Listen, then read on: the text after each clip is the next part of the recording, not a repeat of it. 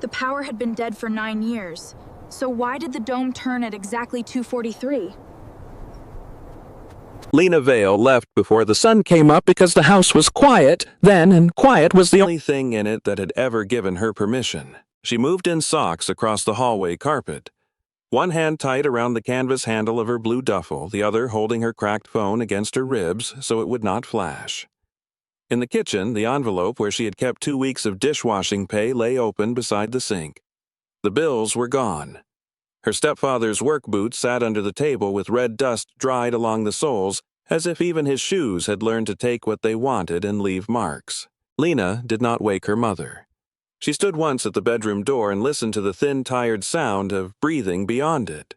Then she set the house key on the chipped counter, took the county road out past the irrigation ditch, and walked until the first school bus sighed yellow light over the cotton fields. By noon, she was in Coyote Wells with one duffel of phone that only charged when the cord was bent exactly right, and $184 folded inside her left boot. The town sat low in western New Mexico, its streets bleached by heat and wind, its storefront windows reflecting a sky so clean it made every failure feel visible.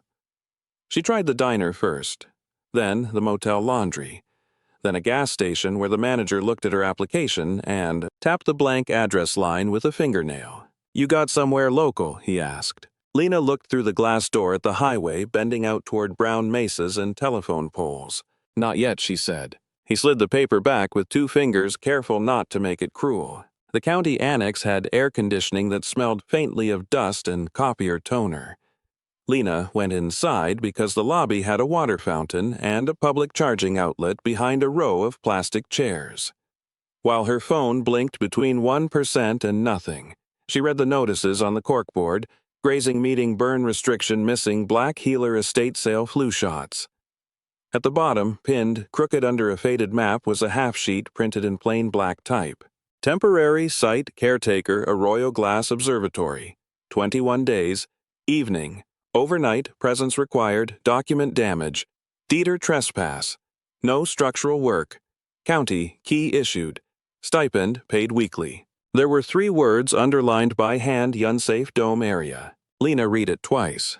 Then she read it a 3rd time slower because overnight presence meant a place where no one could tell her to leave before morning. The woman at the desk sent her to facilities where a deputy named Maris Holt looked at Lena's ID, then at Lena, then back at the ID. Deputy Holt had short, gray-blonde hair, sun marks at the corners of her eyes, and the kind of posture that made every chair seem temporary. "You're 19, Holt said. "Yes, ma'am. This is not security work. You call if anyone shows up. You do not confront them. You do not climb the dome. You do not enter the observatory alone after dark." Lena nodded at each sentence as if agreement could make her look older. "You have experience with property logs. I can write down what I see. That is mostly the job." Holt watched her for another second. Something softened, but not enough to become pity. She opened a drawer and took out a ring with 2 keys. A laminated site card, and a yellow flashlight with county stamped on the side. First week is $200 paid Friday if the log is complete. Maintenance shed has a cot. Water tank is outside, but boil or filter it. Power was cut years ago. Years. 9 according to the file. Holt clipped the keys into Lena's palm. "If the dome moves, you stay away from it." Lena almost laughed because it sounded like a line from a movie made for people who had never slept behind a grocery store. But Holt was not smiling. The road to Arroyo Glass Observatory left Coyote Wells after the last tire shop and followed a dry wash east into open country. Deputy Holt drove with one hand on the wheel and the other resting near the radio. Heat trembled over the pavement. Creosote bushes stood with their small, varnished leaves turned edgewise to the light. Every few miles, a fence post leaned as if listening for weather. The observatory appeared all at once on a low rise above the arroyo. A squat concrete building with a round steel dome set into its roof rust running down from the seams like old rain. A collapsed shade porch sagged beside a boarded visitor alcove. The parking turnout was cracked through with weeds. One sign remained tilted, but readable. Royal Glass Observatory public sky nights Fridays. Someone had thrown a rock through the word sky. Lena stepped out of the cruiser and felt the heat lift through the soles of her boots. The dome was bigger than it had looked from the road, maybe 24 feet across, its shutter closed, and its curved panels patched in different decades of paint. A length of chain hung inside a broken vent. When the wind moved, the chain made a dry little tick against metal. Holt unlocked the maintenance shed first. It held a folding cot, 2 shelves, a broom, a metal chair, and a smell of mouse droppings baked into plywood. One window was cracked in a long white lightning shape. There was a dead wasp nest in the corner above the door. "It is not much," Holt said. Lena set her duffel on the cot before anyone could take the offer back. Inside, the observatory daylight entered in sharp lines through gaps in the boarded windows. Lena kept to the concrete perimeter as Holt pointed out hazards: broken glass near the visitor case lifted tile, a soft spot by the west wall, rust flakes under the dome ring. The telescope was gone. Its pier remained in the center, a waist-high column of painted concrete capped with 4 empty bolts. Around it, the circular track of the dome had collected sandbird feathers and thin curls of rust. "No power," Holt said, tapping the breaker box with the back of her knuckle. "Do not trust any switch. Do not force any mechanism. Your log lives in the shed. Morning calls by 9. Lena said she understood. When the cruiser left, its tires made a brief crackle over gravel, then the sound thinned into the empty highway. Lena stood in the shade of the broken porch with the county keyring warm in her hand. For the first time since leaving home, nobody was asking where she belonged. Before we continue, if stories like this mean something to you, hit subscribe. And tell us in the comments where you're watching from. We love seeing how far these stories travel. She worked until the heat lost its hard edge.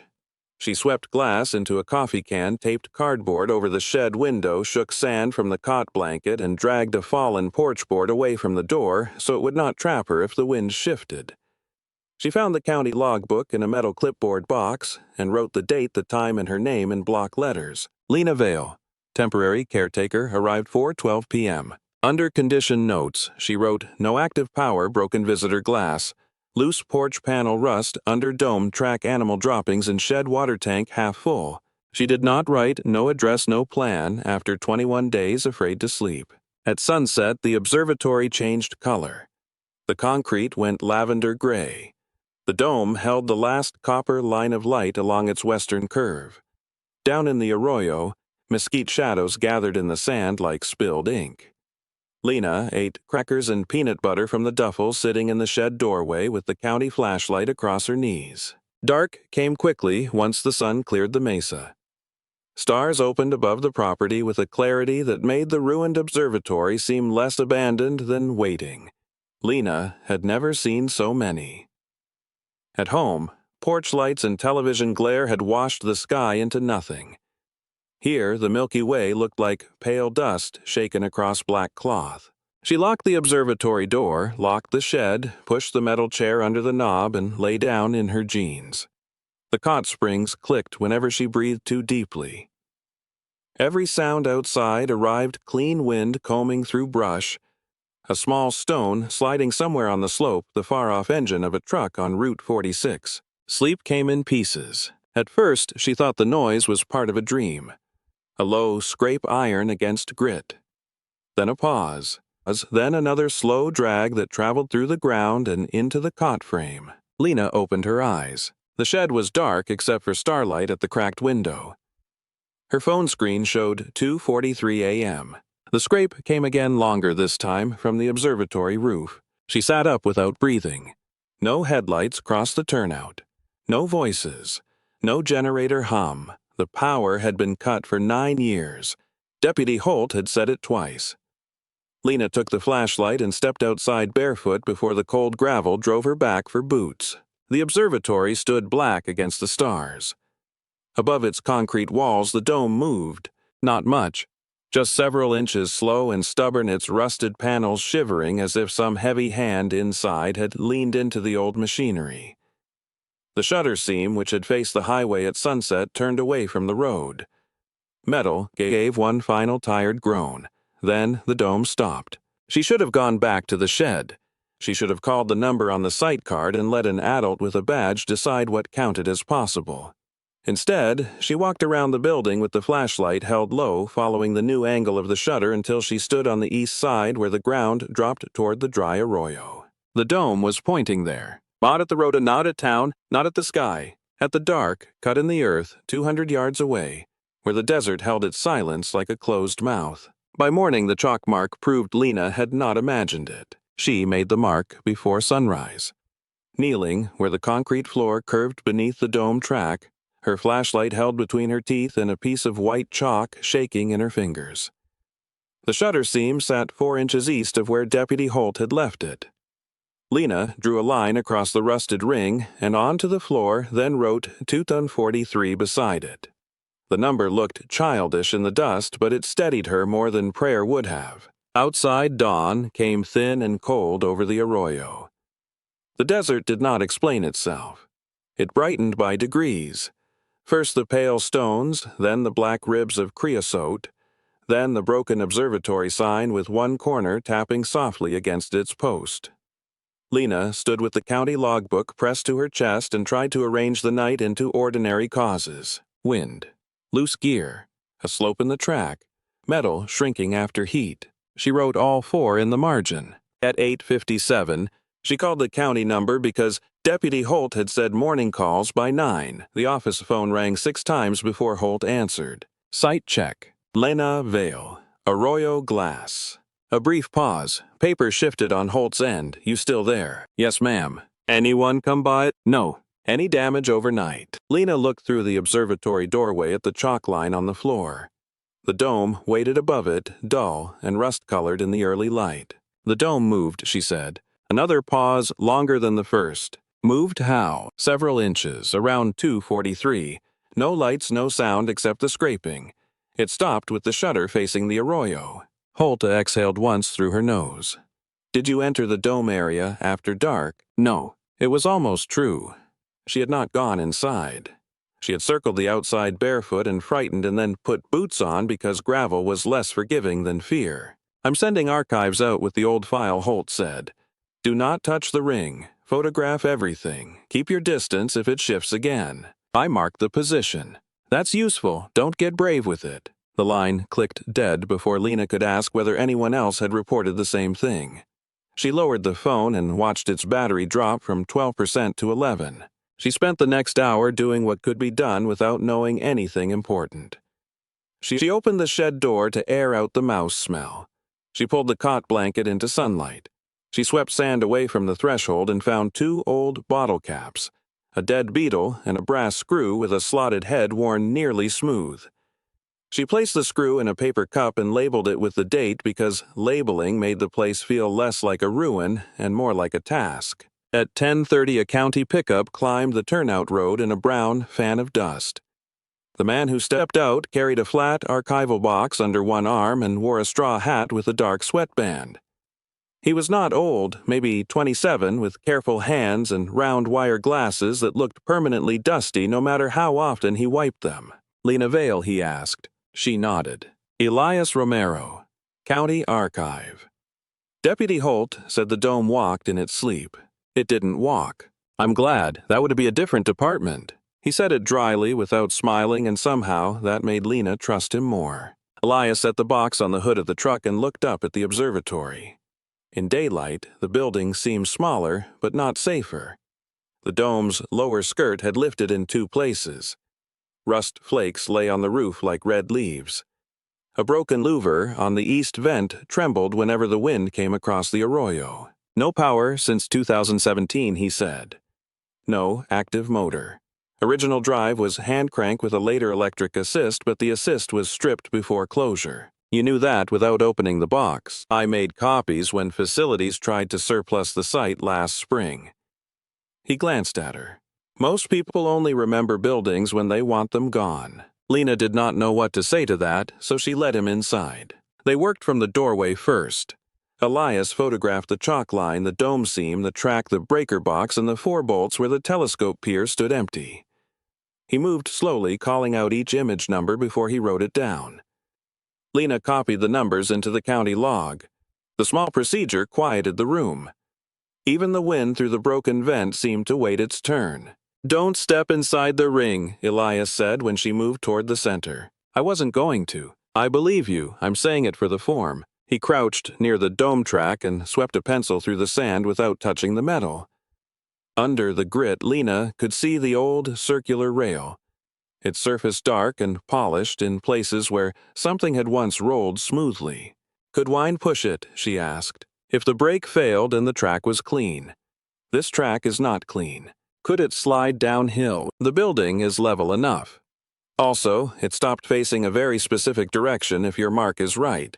"My mark is right." Elias looked up, then not offended. "Good." They moved into the visitor alcove after he tested the floor with the end of a broom handle. The alcove had once held a display case, a donation box, and a corkboard under cracked glass. Faded star charts curled on the wall. A poster of Saturn had been bleached until the planet looked like a pale thumbprint. Under the case, protected by dust and neglect, Lena found a strip of paper with old, typed hours. "Public Sky Nights, Fridays after moonset, Miriam Solis director." "Miriam built it?" Lena asked. "Founded it," Ellis said. "Teacher mechanic when she had to be grant writer, when nobody else would do paperwork. Half the concrete was mixed by volunteers.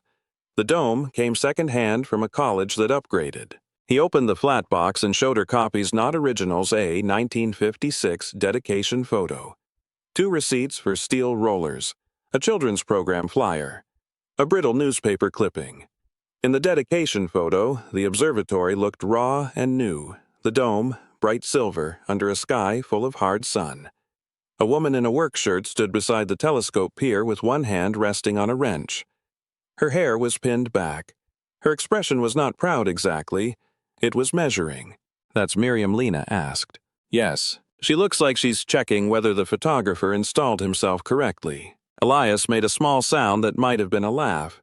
"That matches what people wrote about her." Lena leaned closer to the photo. Behind Miriam, a line of teenagers held paintbrushes, notebooks, and mason jars of water. Their faces were washed pale by the copy machine, but their postures were vivid, shy, sunburned, upright with the effort of being included. A pressure touched Lena's throat. She closed the folder and turned toward the equipment corridor. The corridor door sat behind the visitor alcove, painted the same institutional green as the old trim. Its lock had been drilled out years before, but the door had swollen in the frame. Elias handed Lena the county flashlight and took a flat pry bar from his truck, though he used it gently, easing pressure at the jamb until the paint gave with a dry crack. Inside, the air smelled of metal dust and something bitter like old batteries. Shelves lined one wall. Most were empty except for a cracked red lens, a coil of cloth-covered wire, 2 ceramic insulators, and a hand crank hanging from a peg. The crank had a wooden handle worn smooth by use. Beside it, stenciled in flaking black paint, were the words, "Do not force ring under load." Lena read them aloud. Elias took a photograph before touching anything. "That's not decorative." "What load?" "Could mean the dome weight if the rollers are bound. Could mean a counterbalance. Could mean someone got tired of students breaking teeth off the gear." He lifted the cranks from the peg and held it under the light. One tooth near the socket was bent, not broken. The metal around it had a polished crescent where repeated pressure had rubbed it bright. Lena felt the night sound again in her teeth. Scrape, pause, scrape. "Someone used this a lot," she said. "A lot and carefully." They found no switch that explained movement, no hidden cord running to the breaker, no fresh footprints in the sand except their own. Elias checked the outside service panel and confirmed the meter base was empty. Lena photographed it because the absence mattered. The observatory was dead in every ordinary electrical sense. By late afternoon, heat pressed against the concrete walls until the air inside felt thick. Elias left to retrieve a full site file and promised to return the next day with gloves and a better camera. Before he drove away, he stood beside the pickup and looked back at the dome. "If it moves again tonight, don't try to stop it." "I wasn't planning to." "You looked like you might." Lena folded her arms. "You don't know what I look like." "No," he said. "But I know what it looks like when someone thinks a building is the first thing in weeks that asked them to stay." He got into the truck before she could answer. Evening came with a line of orange light under a lid of purple cloud. Lena boiled water on a small camp stove she had bought at the gas station with money she hated spending. She ate noodles from the pot and filled 3 pages of the logbook arrival of Elias Romero. No evidence of power. Hand crank found. Warning stencil dome position unchanged through daylight. At 11:30 she set an alarm. At 1:45 she gave up pretending to sleep, began to whistle softly, one thin note that came and went with the wind. At 2:43 the dome answered. The first movement was so slight she saw it only because the chalk line broke. Then the ring scraped, dragging through grit with a tired iron complaint. The shutter seam shifted east, inch by inch, until it settled on the same dark line beyond the doorway toward the arroyo. Lena did not move until the sound stopped. Then she opened the logbook with stiff fingers and wrote one sentence beneath the time. Second night confirmed the dome, turns without power, and points to the same place. Lena did not sleep after the second 2:43 movement. She sat in the shed with the county logbook open across her knees, listening to the roof cool in small clicks and trying to decide whether fear had improved the place or merely sharpened it. At dawn, she went outside with a screwdriver, a tape measure, and a paper bag of chalk she had bought the day before at the hardware store. The morning air was cold enough to tighten the skin at her wrists. She walked the dome ring in sections, measured the distance between the rail and the concrete lip, and marked every place where rust had lifted the track from the base. By the time the sun reached the turnout, she had a diagram on the back of an old county form. High points, bind points, sand pockets, vent alignment. Elias arrived before 10 with a canvas tool bag and a thermos.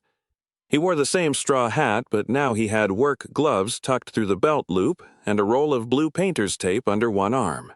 "You look like someone who has not moved since sunrise," he said. "I moved a lot," Lena said. "I just kept coming back to the same circle." "That counts as investigation." He set the thermos on the visitor counter and pulled out a folded copy of the observatory's original maintenance sheet. It was yellowed, greasy at the edges, and marked with hand notes in 2 different inks. One line was underlined 3 times dome ring must remain balanced before release. Another note, written in finer pencil, read engage thermal latch only after sunset. Lena read it twice. Thermal latch. Old buildings like this often used heat and cooling to help lock or release a mechanism. Desert places make that trick easier. The metal moves more than people expect. People not expecting it seems to be the whole problem. Elias's mouth twitched. He crouched beside the ring and pointed to a hidden bracket under the lower skirt of the dome. "See this counterweight anchor? Not a motor, a manual assist, probably a release that took tension off the ring when the dome cooled at night." Lena got down beside him. Dust stained her jeans at both knees. Under the rust line, she could see a heavy iron arm disappearing beneath a lip of sheet metal. The arm ended in a sleeved rod that looked like it once passed into the wall. "If it's a latch," she said, "why does it keep aiming at the arroyo?" "Because the release position may have been set to something fixed. A sight line, maybe. A safety reference. Or a routine someone wanted repeated at a certain hour." Lena stared toward the dry wash. Routine for who? Let's find out. They worked the rest of the morning from the outside because both of them trusted procedure more than curiosity. Elias photographed the bracket, then the bent tooth on the hand crank, then the vent louver. Lena held a flashlight while he inserted a slim probe into a seam below the ring and drew out a line of compacted sand mixed with rust flakes. Under it was a shallow groove polished by long use. The sun climbed. Heat began pressing on the dome skin in visible waves. Lena felt it through the concrete at her fingertips. The observatory was not haunted. It was behaving like a machine with a memory. At 1:10, a county weather alert crackled through Elias's phone. Dust storm watch for the afternoon wind shift west to east, possible visibility drop after 3. He showed her the screen and then looked at the sky where a pale smear was already building along the horizon. "We should secure the shed," Lena said. "We should also not be here if the storm drives grit into the ring." That was the first time he sounded uneasy. Not scared, just responsible. They covered the archive box, and the logbook weighted the shed window with a cinder block and tied the loose porch panel so it would not bang all afternoon. When they returned to the observatory, the air had turned thin and metallic. The broken vent whistled harder now, a narrow note that rose and fell like a breath being held. Lena stood in the doorway while Elias checked the west wall. "Something's loose under there," he said. "Not enough to matter in daylight, but it may be enough at night when the temperature drops." "Can you hear it?" "I can hear a timing system pretending not to be one." The dust storm arrived faster than the alert suggested.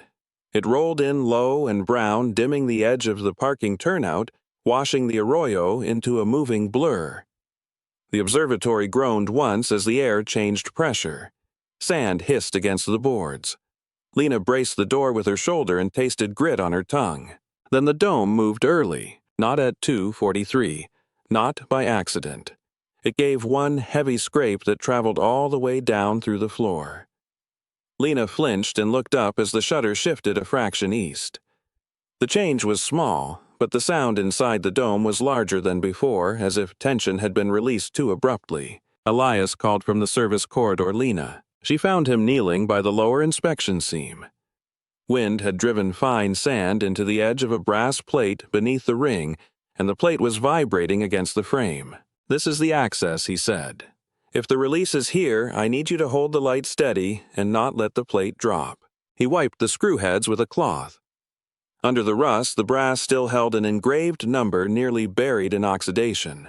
One screw turned reluctantly, then gave with a tiny squeal. The second was worse. Lena felt the vibration through the flashlight body as he worked it loose. When the plate came free, a pocket of dry air breathed out from below, cool and faintly cedar-scented. The gap beneath the dome ring was narrower than she had expected, a service trench just deep enough for a forearm, not a person. Elias angled the flashlight inside and caught the curve of a hidden channel lined with wood that had gone dark with age but not rot. The trench ran under the ring toward the east side of the building, precisely under the line the dome had faced both nights. "Not a storage crawl," Lena whispered. "A mechanism channel." "Exactly." At the east end of the trench, beneath a removable guide block, Lena saw the corner of something wrapped in oilcloth and tied with yellowed string. It sat dry and deliberate in the dark, protected from dust by the geometry of the place itself. She did not reach for it. Elias noticed. "We stop here for today." The words mattered more than the box. Lena had been in too many rooms where people pushed past caution because they wanted the answer faster than they wanted the truth. Elias eased the plate back over the opening, but left one side unfastened so they could return with gloves and proper supports. The observatory seemed to settle when he did it, as though the building approved of being handled correctly. The storm thickened. Through the doorway, the turnout vanished into brown moving light. Lena stood with one hand on the wall and realized she was not waiting for rescue. She was waiting for daylight so she could come back and open the hidden thing by procedure. Elias closed the tool bag. Miriam knew what she was doing, he said, or whoever maintained it after her. Lena looked at the wrapped corner in the dark. The box did not glint. It did not call to her. It simply existed, small and exact, in the place the dome had been pointing at 2:43. The storm passed over the turnout, shaking the loose sign and pressing dust against the windows. When it thinned, the light outside had gone the color of old brass. Lena wrote the entry carefully in the county logbook, "Hidden service trench located beneath dome ring. Cedar-scented void. Oilcloth-wrapped object visible but not removed. Dome alignment confirmed to East Arroyo line." Underneath, after a pause, she added one more sentence in smaller letters. "The building is not moving randomly. It is following a former route." They waited out the worst of the dust storm in the county truck, with the windows cracked just enough to keep them from fogging. The air outside turned the color of old coffee. Sand whispered along the body panels and tapped the windshield in a dry, patient rhythm. Lena watched the observatory vanish and reappear in the murk, while Elias sat with both hands on the steering wheel, not driving, only staying put until the wind changed its mind. When the storm eased, they returned through a sky rubbed raw and pale. The turnout was lined with thin drifts of sand against the tires. The observatory stood where it had before, but the day now felt altered, as if the building had spent the afternoon holding its breath. Elias wore gloves this time. He handed Lena a pair from his bag, then took the one brass-handled screwdriver they had brought back from the truck. "No haste," he said. "I know. You know, in the abstract," he said. "This is the part where people start acting like the object will disappear if they don't win a race." Lena almost smiled. "You talk like somebody who has watched people lose races, usually by making the same mistake twice." They entered through the maintenance side, not the main door. The hidden plate still sat loose at one edge where they had left it, and the air from below still carried a faint cedar smell, dry and old like the inside of a storage chest kept too long in shade. Elias laid a folded canvas sheet on the floor and eased the brass plate up without scraping it against the frame. The object underneath was smaller than Lena had expected. Not a box, a packet. Oilcloth yellowed string, one flat knot. The bundle had been wrapped with a care so deliberate it looked ceremonial, though neither of them said that word. Elias photographed it in place. Then he lifted it with 2 fingers and set it on the canvas. For a second, neither moved. The storm had knocked every other sound out of the room, leaving only the faint hiss of sand against the roof and Lena's own breathing. "Open it here," Elias said. "If paper has survived this long, we do not need to make it suffer now." Lena nodded, though her hands felt too large for the task. The string had stiffened into a brittle loop. She slipped the knot free, peeled back the oilcloth, and exposed a narrow cedar folio tied shut with a faded green ribbon. Beneath that, wrapped separately, were 3 glass plates in paper sleeves and a stack of folded sheets so thin they seemed to tremble at the light. The top sheet was not a letter. It was a ledger page ruled by hand in blue ink. Night watch, water note, road note. The first columns were ordinary enough date, moon phase, cloud cover, visitor count, telescope use. Then the entries shifted into another system. Beside times and star positions were marks for water barrels, lantern flashes, dust, visibility, and whether the Arroyo crossing could still be walked before dawn. One line read, 2 trucks, past midnight, do not open gate. Another, child with fever, need shade near lower rocks. Another, more faded than the rest, safe if you keep east of the dry channel. Lena ran her gloved finger just above the page, careful not to touch the ink. The handwriting was slanted, quick and steady, the script of someone writing while keeping watch. Miriam, Elias said quietly. Or one of her students. He turned over the next page. There were names, first names, mostly grouped by nights and weather. Some had notes beside them: farmer, bus driver, mother, 2 brothers, lost tire water jar broken, returned by dawn. The observatory had not only looked at the sky, it had kept count of people crossing below it. At the bottom of the second page, Lena saw a line written in darker ink, perhaps added later by another hand. The Valen family near Alamo Road asked for blue tin cup. She froze. The surname was not hers. Not exactly. It was close enough to make her neck go tight, close enough to feel like a door almost opening and then stopping on the hinge. Elias noticed her pause. "You know that name?" "No." It was true and not true. Her mother's maiden name had always been a half-told thing in the house, spoken only when bills came or when somebody at the trailer court asked where she was from. Lena had heard enough fragments to know the shape of it, not the spelling. This page was no proof. It was only enough to make her want proof. She turned the page before she could ask for more than the record could give. The next section was a letter dated 1964 from Miriam Solis to someone named Daniel Harker, who had helped build the dome ring. The paper had browned at the edges, but the words were clear. Miriam wrote that the observatory had become useful for more than lessons because the ridge road was harsh in summer and worse in wind. She wrote that children learned the stars faster than they learned names on a government form. She wrote that if the county ever asked why the dome was aligned the way it was, the answer should be simple. The observatory pointed where people most often became lost. She called the eastern arroyo the quiet route, then crossed out a sentence, rewrote it, and signed her name with a line that looked less like a flourish than a promise. Elias set the page flat. She was documenting a route. She was watching people. Yes. Lena leaned over the ledger again. The page edges had been handled many times by careful fingers. There were smudges in the margins where a hand had paused. Under one annotation, she saw a small star mark and the words, "Ask after the child with the red socks." She looked at the glass plate sleeves. Can we see them? Not yet. Elias held up one sleeve to the light. We can scan them later. The emulsion is fragile. He slipped one plate from its sleeve just enough to catch the edge of the image. The negative showed a wide desert foreground and the observatory dome under a harsh, daytime sky. People stood in the lower left margin, but the image was too faint to identify more than shapes. One figure seemed to be holding a water tin. Another had a child on a hip. The observatory was not isolated in the frame. It was a marker along a human path. The next folded sheet was a list of supplies, bandages, lantern oil, canteen repair, extra, chalk blanket flour, 1 tin cup aspirin.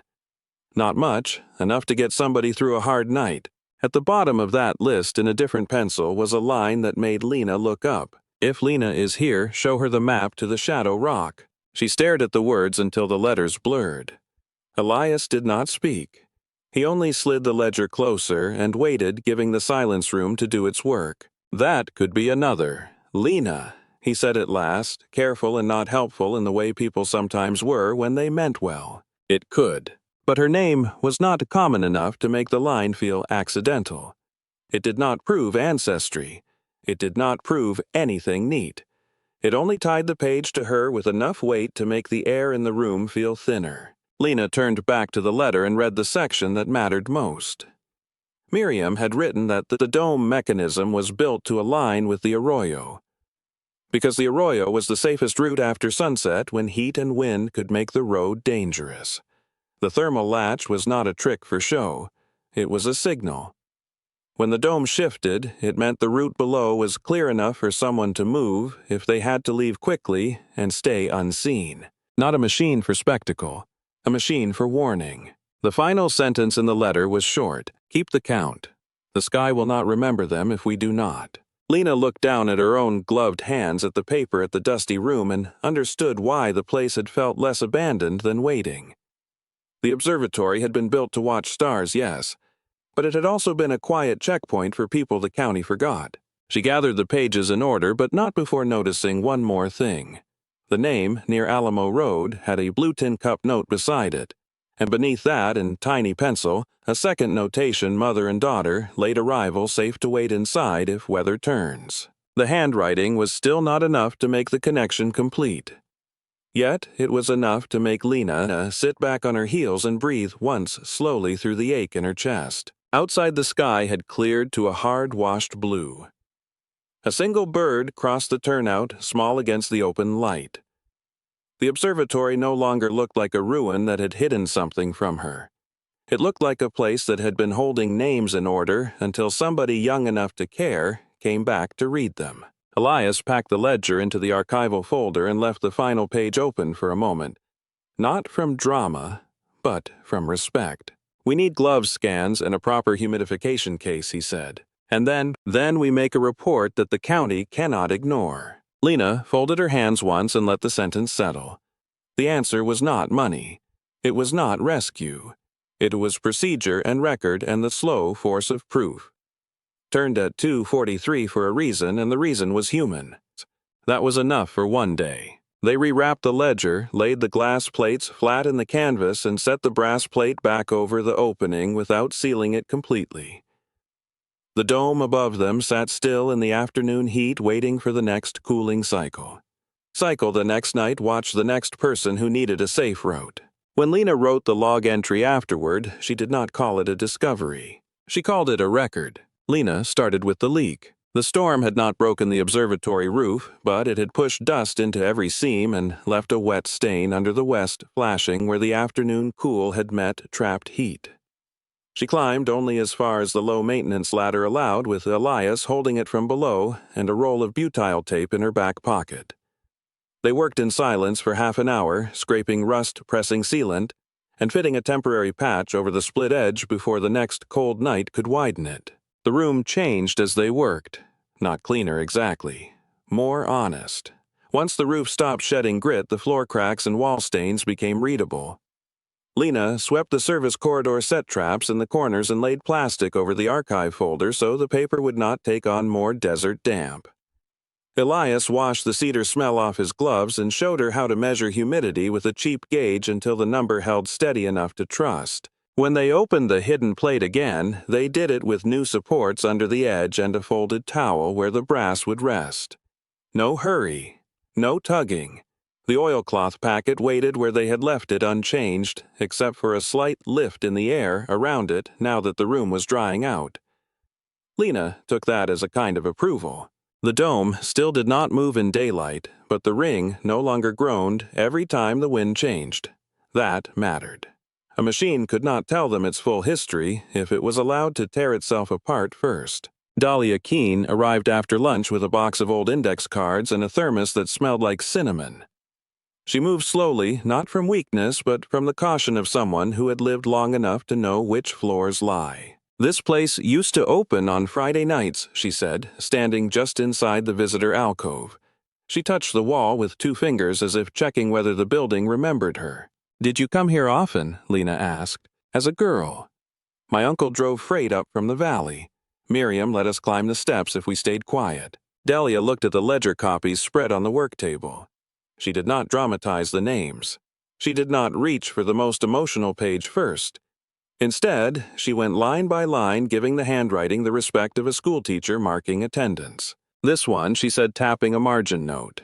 "Red socks. That was Ana Rios's boy." Elias looked up. "You know the family, of course." Dalia opened her index box and pulled out 3 cards each, sleeved in wax paper. One held a road note, one a church record, one a handwritten list of water stops from a harvest season in 1965. The same names appeared in a different order with a different emphasis, but the same human purpose. Miriam asked for copies because some of these people never signed county forms properly. She made her own file when official ones went thin.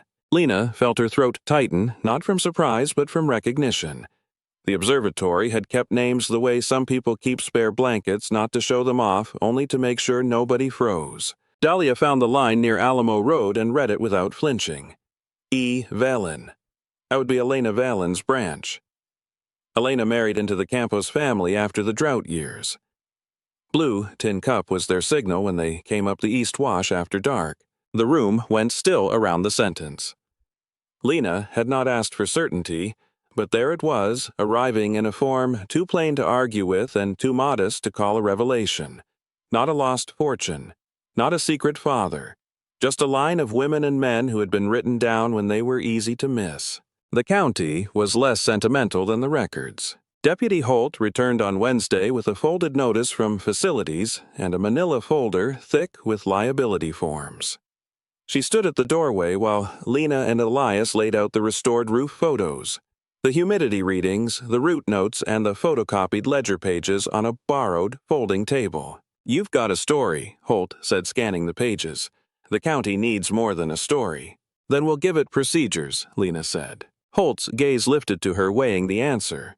"Good. Procedures survive meetings." Elias presented the cost sheet in a voice so steady it nearly sounded like a calm weather report. Roof patch. Dome ring stabilization. Archive case. Minor floor repair. Temporary visitor barrier. No fantasy numbers, no rescue theater. Just enough to keep the building from becoming a liability again. The demolition window had already started tightening around them. Holt said the contract could be delayed if the county got a preservation memorandum before Friday. Not approved, not saved, delayed. Lena heard the word clearly. Delay was a small form of mercy, but it was the only one bureaucracies ever admitted to giving. Holt pointed at the ledger copy where Miriam had written about the quiet route. "You're saying this was an informal safety watch?" "Yes," Elias said, "and a route record possibly for families crossing after dark. Possibly doesn't stop a wrecking crew." "No," Lena said, "but names do." Holt folded the memo back into the folder. She had a habit of pressing her thumb against the top edge of paper when thinking. "You give me a scanned packet by Thursday morning, I can keep the contractor off the dome until the review board meets. After that, nothing is guaranteed." Lena nodded. She had learned enough in 3 days to distrust certainty and still keep working. That evening, when the sun dropped low enough to pull the heat out of the concrete, Lena sat on the shed cot and listened to the phone buzz in her hand. Unknown number. She let it ring twice before answering. Lena, her stepfather's voice came through weak and rough like a tire driving on a flat shoulder. Your mother says you took off.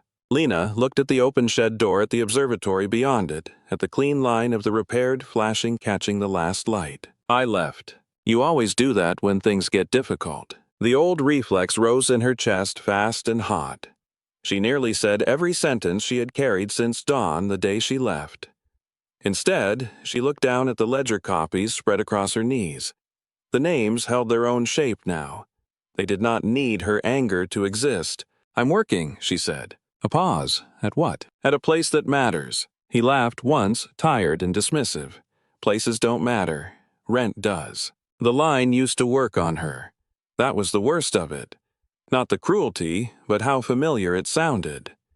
Lena waited until the urge to defend herself passed. Then keep the money, she said, and ended the call. In the ledger would become anything more than a line. She could still leave. That was the problem, and the freedom. Lena folded the phone and crossed back into the observatory with the folder under her arm. She laid the ledger page beside the route map and marked the copied names with fresh tabs so Dalia could check them against her cards the next morning. The work steadied her better than sleep. Outside the dome cooled with a faint metal tick. Not a warning this time.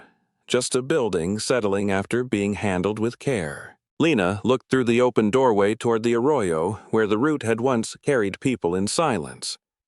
Then she turned back to the table, to the paper, to the next verification page waiting to be scanned. The next morning, Lena and Elias scanned the ledger pages one by one in the county archive room because the county scanner was the only machine in town that could flatten fragile paper without folding it into a new lie. Dalia sat beside the table with her index cards spread in neat columns, her reading glasses low on her nose, comparing names by pencil marks and road references rather than by any official order. When they reached the page with the blue tin cup note, Dalia tapped the margin and said that was a family signal. If the road wash was too rough, they left the cup on the fence post and waited for the observatory light. Lena leaned closer. Which observatory light? Not electric. A shutter lamp. Miriam rigged one from a battery lantern and a red filter. It flashed once for safe, twice for hold, 3 for go. Elias looked up from the scanner. That would match the route notes. Dalia nodded. It would match the people too. The cards gave the name shape. Ana Rios's boy with the red socks. 2 brothers from Alamo Road. A woman named Tomasa, who came up every other Wednesday with medicine tied in flour sacks. The observatory had not been a monument. It had been a checkpoint between hard ground and a night someone had to cross. Lena asked Dalia to read the name beside E. Valen again. Lena Vale, Dalia said, your mother's side if I'm not mistaken. Lena did not answer at once. The line in the ledger was still too small to carry the weight she wanted to put on it. But Dalia had not spoken with ceremony. She had spoken with the ordinary confidence of someone reading a church ledger aloud. That made it more believable than any grand reveal. At noon they found the other proof. It was not in the ledger. It was in a folded envelope tucked behind the third glass plate sleeve, where the paper had been protected by the plate's rigidity and the oilcloth's dryness. The envelope contained a short note in Miriam's hand addressed to Lena Vale and child. The note was plain, almost stern. If you cannot return by dusk, leave the blue cup and wait under the south shade. We will keep the route lit until weather clears. The child may sleep inside the dome room if fever makes walking unsafe. Lena read the sentence 3 times before she could look up. There was no dramatic punctuation, no claim of lineage, no speech about destiny. Just a practical offer of shelter written to a woman whose name had survived in a place meant for stars. Child, Lena said softly. Dalia's face had gone, still not shocked, only careful. That does not prove blood exactly, but it proves company. Elias slid the note back into the sleeve.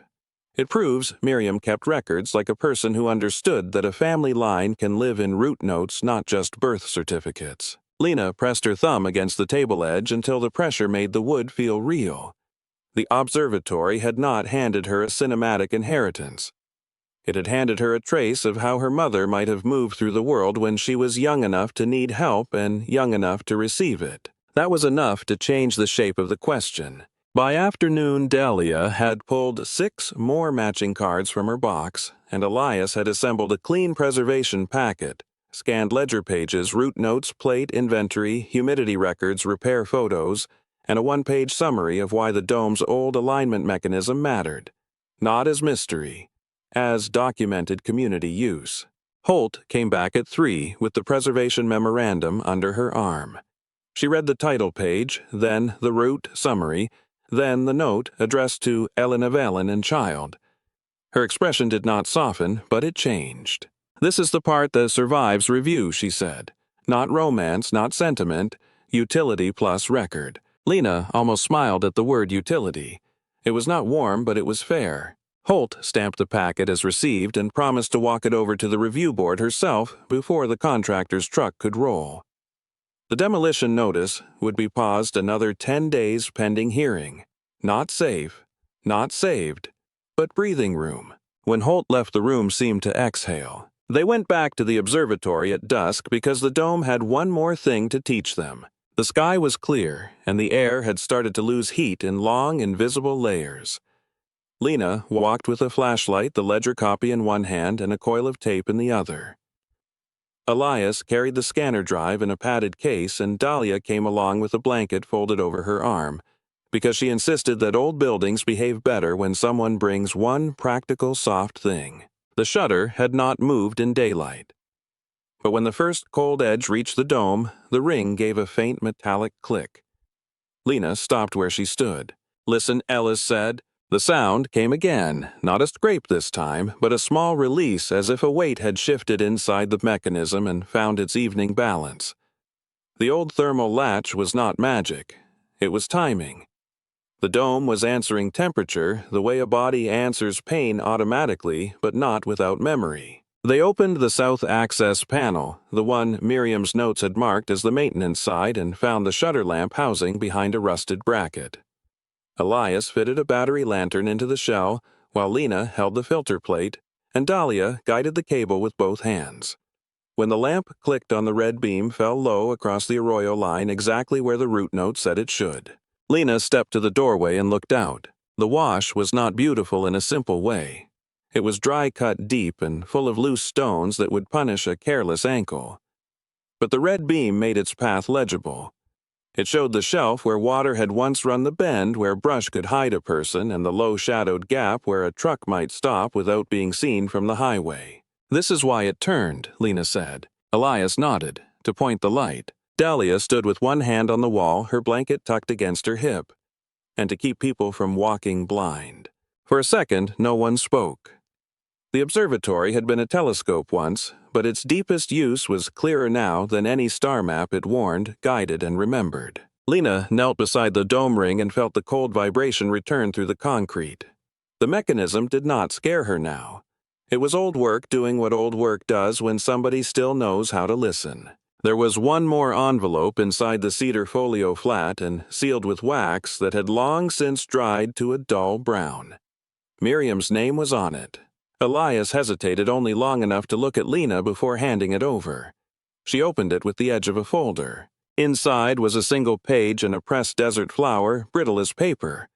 The page was not for the county. It was for the person who would someday need to know why the observatory stayed alive after its public purpose faded. "If you are reading this," Miriam had written, "then the route still matters. Keep the count.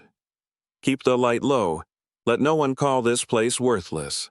Lena read that sentence twice, then folded the page carefully and set it back in the envelope. The flower had not kept its color, but it had kept its shape. She looked toward the arroyo one last time. The route was clear. The record was real. The hidden thing was no longer hidden in the same way. It belonged to the room, to the names, and to the people who had crossed in the dark and lived because somebody kept watch. The hearing happened 3 days later in a county room with a humming fluorescent panel and chairs that tilted too far back. Lena sat at the end of the table in clean jeans and her black hoodie hair tied low. Hands still marked tape, adhesive, and dust. Elias sat beside the preservation packet. Dalia came too, carrying her index cards in a grocery bag like they weighed more than paper. The contractor had expected an easy approval. He had a neat jaw, a new vest, and the impatient expression of a man paid to flatten things quickly. When the packet was opened, his face stayed arranged, but only just. Holt spoke first. She was direct and unsentimental. "We have evidence of documented community use safety route marking archival material and a functioning historical mechanism, tied to a known local preservation practice. Demolition today would destroy active record value." One board member asked whether the observatory had ever been public. Dalia answered before anyone else could. On Fridays, and when somebody needed a place to wait safely, that was public enough for the people who used it. Another asked whether the route records could be trusted. Elias pushed the scanned plates across the table. The handwriting, dates, and location references cross-verify with church notes and valley road logs. We have independent matches. The contractor tried to argue liability. Lena did not speak until Holt nodded at her. "It is dangerous," Lena said. "That is why the records matter. Someone built a way to mark safe crossing before people had better options. The building is not a shell. It is part of how the route worked." Her voice did not shake. That mattered more than sounding polished. The board did not vote that day. They took the packet under advisement, which was another county phrase for not saying no yet. The demolition hold became 30 days, while an emergency preservation review was drafted. Outside on the courthouse steps, Dalia put one hand on Lena's shoulder, quick and light. "You did fine. I just told the truth. That is what fine usually is." By evening, news had not spread beyond the county office and 3 worried relatives, which suited everyone. No cameras, no posturing, no rescue story, just a building that had held on long enough for its purpose to be understood. Lena went back to the observatory alone after dark, carrying a thermos of tea and the open envelope with Miriam's flower. She stood under the dome and watched the red root light wash the arroyo. For the first time since she arrived, the place did not feel like a test she was trying to pass. It felt like work she had been trusted to continue. The last step before the end of the month was not paperwork, it was repair. They fixed the shutter lamp housing with a salvaged bracket and a new gasket. They cleaned the dome ring again, this time properly, with brushes, cloths, and a bucket of filtered water. They replaced the corroded screws on the inspection plate with stainless ones Holt approved from county stock. Dalia sorted the cards into labeled sleeves. Elias finished the scan archive and backed it up twice. Lena wrote the site narrative in the language the county could. File without embarrassment, historical route marker. Astronomy. Education site. Informal emergency guidance point, community-supported maintenance record. One afternoon, while she was on the ladder sealing a seam near the east vent, the dome moved a little under her hand. Not the full nightly turn. Just a settling shift as the metal cooled in a passing cloud shadow. Lena stopped, braced herself, and waited. The machine did not continue. It simply found its balance again. From below, Elias called, "You all right?" "Yes." "What happened?" "Nothing," she said. It corrected itself. That sentence stayed with her because it described more than a dome. The observatory, the records, the route, her own week here, all of it had been correcting itself in pieces.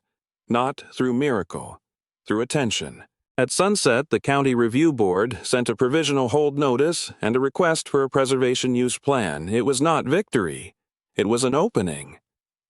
Holt dropped the notice off herself and did not hide the fact that she considered the whole thing inconvenient in a productive way. "You'll need a stewardship proposal," she told Lena. "Volunteer hours, limited access, safety controls, and a responsible occupant." Lena folded the paper once. Occupant. Holt looked around the observatory, then at the shed, then back at her. "You've been sleeping on site for 2 weeks. I'm not pretending not to notice." The word landed gently. Not rescue, not pity, recognition. That night, Lena stayed awake longer than she needed to. She set the tea aside, sat on the cot, and listened to the desert take its evening shape around the building. Somewhere beyond the arroyo, a truck passed on the highway and then faded. Inside the observatory, the repaired lamp cast a low red pool across the south wall. She thought of her stepfather's voice on the phone, flat and dismissive.